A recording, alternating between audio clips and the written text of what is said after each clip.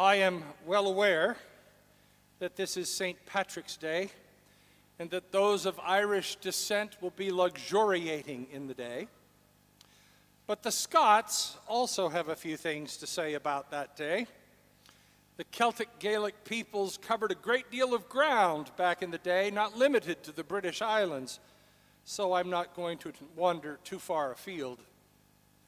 On one of my trips to Scotland, I was in a shop and saw a little card neatly framed.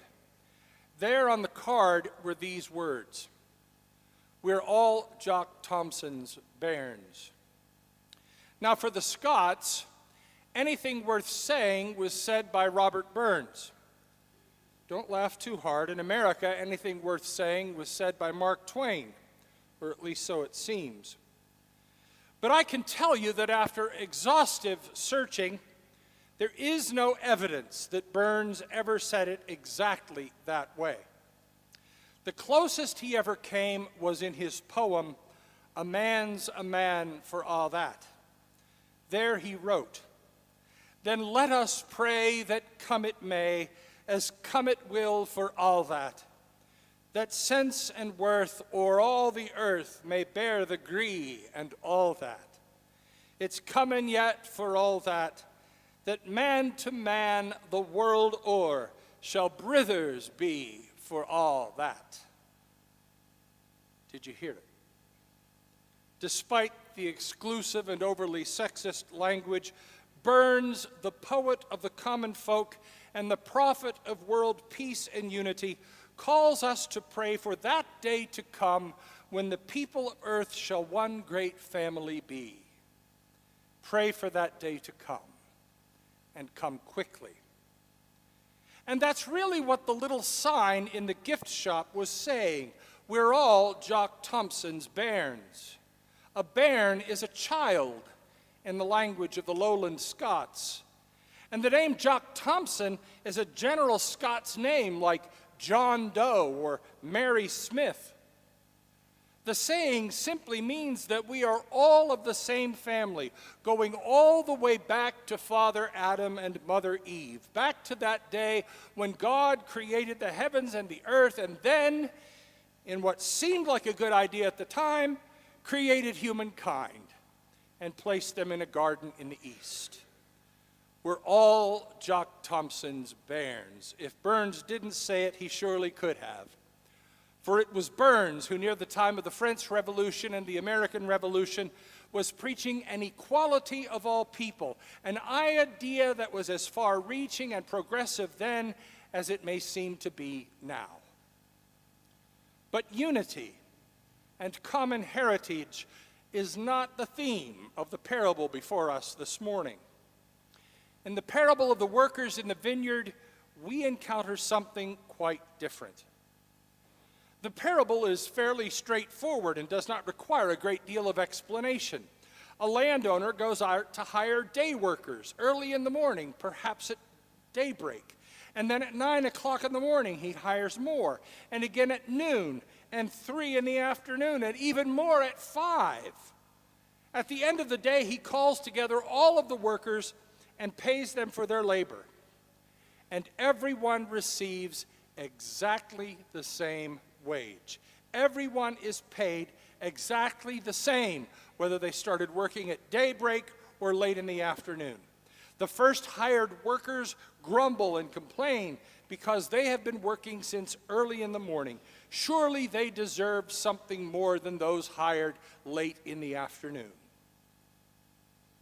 Now, if we stop it right there, we have to agree with our Girl Scouts who last week were discussing this very difficult parable as part of their work toward their religious award. Their conclusion was that the parable is simply not fair, and they are right. If we stop the parable right when the workers are paid and begin complaining, the girls are absolutely correct. The story is unfair. You see, we've passed on enough of our capitalist culture to our children for them to know that those who work harder and longer deserve more, while those who work less and for shorter hours deserve less. A child of 7 or 8 can make that case pretty well. And it's a lesson that does not pass away because adults make the same case, though in slightly more sophisticated ways. We claim to believe in meritocracy. We claim to believe that power and authority and all that goes with them should be entrusted to those who work hard, prove themselves, and have a record of achievement. This is true most of the time, except when it comes to elections. We represent and we present those and we respect those who work long hours and they do the hard work. We honor that idea, and we have enshrined the notion of hard work in our national mores, and we are offended when someone takes a shortcut to success, pays exorbitant amounts to get their kids into a good college, or avoids the work we believe that is necessary to be done. We look down on those who do not work as hard as we think they should work. You can hear it when someone uses the words welfare recipient. There is an inherent judgment that those receiving some kind of public assistance are simply less valuable, and we label them as lazy and indolent. When you want to rile up the voting public, you talk about welfare reform and entitlement reform, and that usually refers to the poor and not the rich, though the news of the week might lead you to believe that the uber-rich believe in certain entitlements. Stop reading the parable just when the workers start complaining, and we are right there too. Call in the lawyers, and let's get an unfair labor case started. Little wonder there's conflict in the vineyard. But there's more to the parable. And it's another hard thing to hear. The landowner is heard from again. The landowner says, "Friend, I am doing you no wrong. Did you not agree with me to work for the usual daily wage? Take what belongs to you and go. I choose to give to the last the same as I give to you." Listen. Am I not allowed to do what I choose with what belongs to me? Or are you so envious because I am generous? The landowner repudiates the charge of unfairness simply by reminding the complaining day worker that the worker agreed to the wage and was perfectly happy with it when hired in the morning. It's only when comparing the promised wage and the promised work to lesser work of another that unfairness comes into play. When working as a day worker, you hope to have work for one day.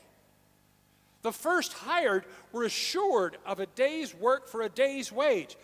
The worker hired at 5 o'clock in the afternoon had spent the day waiting and worrying that there would be nothing at the end of the day, and that it might be the worker's family would go hungry. The landowner asserts the simple truth that he has the right to do with what belongs to him as he sees fit. Now, if you're looking for a theological concept that fits the story, the sovereignty of God might be a good choice. God is in charge of the kingdom of heaven, and God can do as God pleases. The kingdom of heaven is not a democracy, or we would call it the democratic system of heaven. The kingdom of heaven is not a socialist system, or we would call it the People's Republic of Heaven. The kingdom of heaven is not a meritocracy, or we would call it the realm of rewards. What Jesus seems to be telling us about the kingdom of heaven, which is, after all, how the parable begins and what the parable is about, is that the kingdom of heaven is based solely on the reality of grace. The undeserved, unearned, unmerited love and favor of God. The landowner of the parable does not differentiate between his workers, rewarding all of them with the same wage. God seems not to differentiate between God's people, be they white, brown, black, or any other color. God does not seem to favor one people over another based on where they live, how they vote, or who they love. God does not seem to give more to the one who is native born and less to the one who is an immigrant.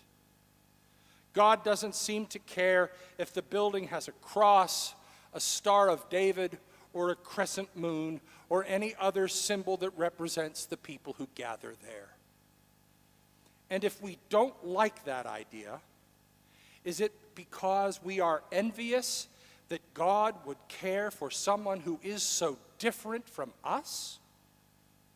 Is it because we have, as the Greek text literally says, evil eyesight? Do we really want to see ourselves as better than others, so much so that we would deny them the very grace we ourselves have received?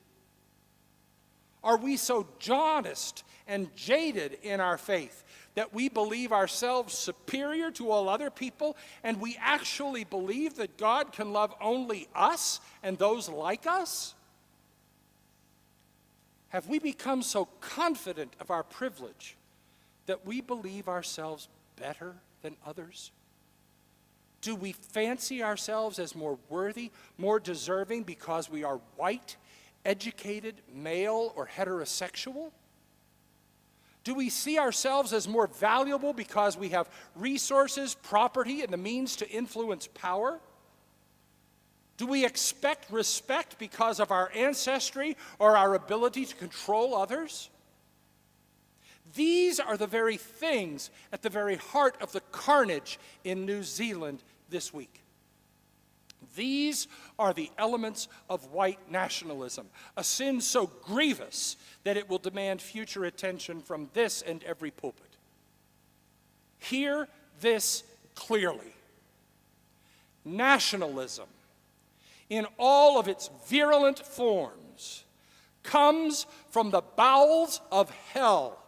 And those who proclaim it openly or support it covertly have chosen to walk in darkness and abandon the light. The kingdom of heaven is the sovereign sphere of God's grace, generous and undeserved. The kingdom of heaven is where and when compassion and understanding flow abundantly in channels of blessing and approval to all people and not just to some. The kingdom of heaven is where and when God's grace and love is reflected into the world by those who have experienced that divine grace and love for themselves.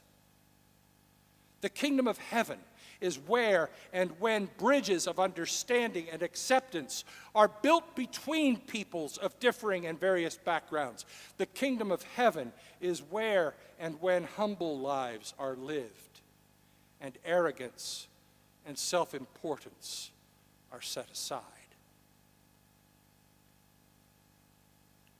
All of that means that we begin to see ourselves as Jock Thomson's Bairns. We begin seeing the world as God sees it. It means we begin seeing ourselves in others and others in ourselves. It means seeing and honoring the image of God in everyone we meet. It means accepting each other as sisters and brothers for all that. But be sure you have it, friends. We are not one because we say we are. We are one because God says we are. And in the kingdom of heaven, there is no room for living with distinctions and divisions. So in our lives and in our living, in our words and in our actions, in our talking and in our walking, accepting all people, witnessing to and working for justice for all people, standing with those who stand alone and standing with those the world stands against. This is our calling. It may not be in grandiose actions or extravagant events that we work for the equality and unity of all people. It may be in something as simple as using new words and seeing the world with new eyes. It may be teaching our children and grandchildren to respect all people, even those we were never taught to respect. It may be through letters to the editor, or in conversations with our neighbor, or in directly challenging those who would divide and drive a wedge between peoples, that we answer God's calling and follow God's example. God has declared us one people, and it is past time that we begin living into that calling. As the world fractures people into this group or that, God calls on God's people to live into a new reality, a new unity based on a new equality and a new understanding of justice for all. It can be done, friends, because God says it can be done.